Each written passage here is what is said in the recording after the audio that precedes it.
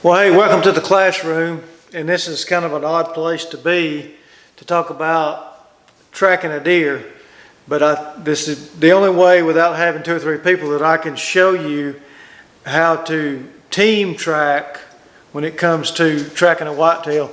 If you have, some of us hunt alone, but a lot of us hunt with somebody else.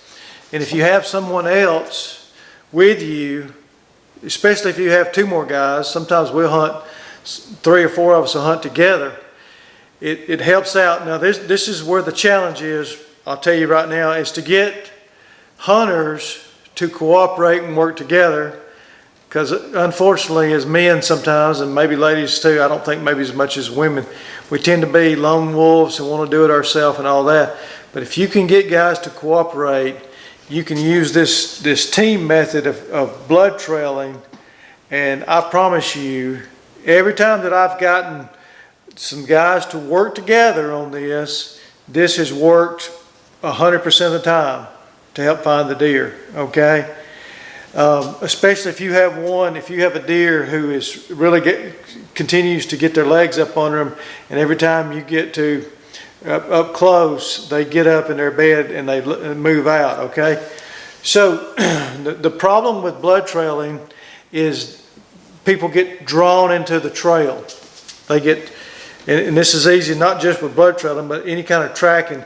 You get sucked in, your attention gets focused on finding the blood, and a lot of times we're failing to look out to where the blood's taking us. In other words, where the animal is. So it's really easy to get drawn into that trail, and the deer could be bedded down watching you or whatever it is you're trailing. So by using this method, the team method, you can save yourself a lot of time and find a lot more animals that are dead. So I'm just going to let you look at what I've got here and explain how it works. Okay? It's not complicated, but just getting people to cooperate with you and accept their role in the tracking team. So what we have here, pretend like this is our point of impact. In other words, this is where the blood trail starts. And so we've got a blood trail, let's say it's going with my dotted line here. That's where the blood's going. Well, you really only need one tracker. If you've got three guys, if you get three guys on this trail and everybody's looking down and people are not paying attention, they could be getting on the trail. We call that spoor. In the tracking community, it's called spoor, sign or spoor, and they could get all over and mess up your trail. If they're not conscious, because a good tracker is not only looking for blood, he's looking at the tracks too, because the animal that's wounded, he's going to make different tracks than every other animal out there, because he's going to be favoring whatever side it is that he's been hit on, or he could be stumbling. He could have depending on what kind of shot it was, his tracks are going to be different. But somebody not conscious of that could be getting up here. If you've got two or three guys trying to work this trail out, everybody's looking down, and the chance of contaminating the trail is very high. So with me, I don't want a bunch of people on this blood trail. If I'm trailing, I want to be the one that's trailing the deer, because I'm conscious not to get on the spoor. Okay?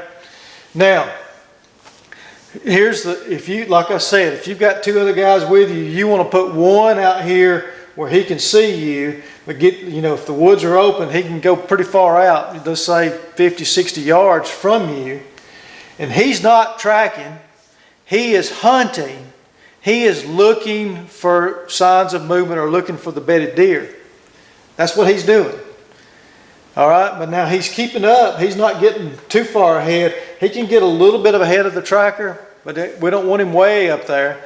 Now, every now and then he may glance down if it's obvious that the deer is turned. Okay, then he can glance down and make sure the deer hasn't made a hard left and the trail doesn't intersect him or where he's going. All right, and then you have a right flanker. And he's out there again, 50, 60 yards, 70 yards, I don't know, depending on how thick it is and how open it is. is how far he needs to be from you. But he needs to maintain a visual on the tracker. And the tracker, hopefully y'all can use some hand signals. You don't have to holler back at each other. Establish some way of knowing that he's still finding blood. And for me, when I do tracking teams, for man tracking teams, when we're on the spoor, we're always doing this right here. We've got it, okay? I'm on spoor, I'm following the trail. And the flankers know that I'm on the spoor because they can see my visual. If I lose it, I'm doing this. All right? I'm like, I've lost the trail. And that lets these guys know then that they can scan the ground to see if the deer, took a hard left or a hard right and came their way. So you can, like I said, the more you practice something like this and the more you know that the guys they're hunting with, you can do this, because what's going to happen is, first of all, deer cannot count.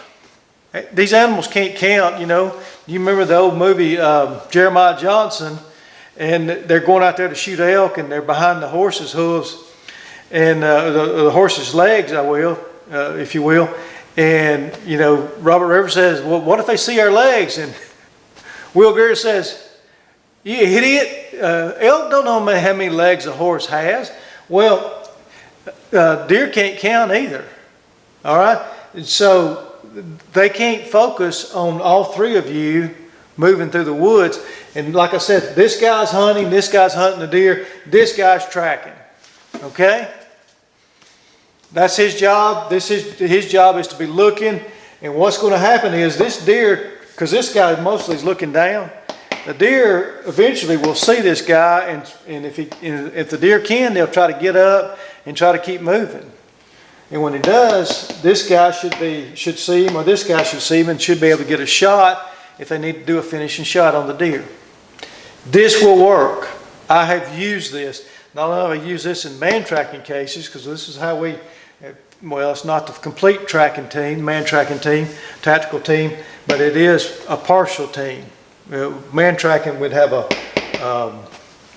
guy here guarding the tracker, and we'd have a rear guard to guard our back, our backs. So it'd be a 5-man team on a tactical tracking team, and then we could even go to 6 sometimes. But try this out. This time, settle down. Before you get on the trail, don't push the deer. Give it time to die. But when you do start out, assign one man, whoever your best tracker is, let him track. And then the rest of you guys get out here and be a flanker. And I remember we did this on a gut shot deer. The deer was, basically the guts were hanging out, but the deer was going pretty good. I was on the left. My friend Bud Simmons was on the right flank. We had 2 guys on the trail. And I saw the deer getting up in front of these guys. These guys didn't see the deer get up, but I could see the deer as plain as day in front of them, trying to get up and trying to get her feet up under her. And I told them, I hollered or said something or whistled. And so this right flanker came on in before she could get her legs up under her, and he finished her off. I did that with another guy who had shot a deer with a bow, and I had 2 guys there. I ran into them while I was working, of all things, and I knew them, and so they said they were tracking a deer, and I got them to cooperate. I actually got on one flank, and I saw the deer bedded down in front of the tracker, and I was able to slip up there and finish it off with my pistol. So this works. Okay, so try it out. Leave some comments. Let me see what you think. Hey, remember this.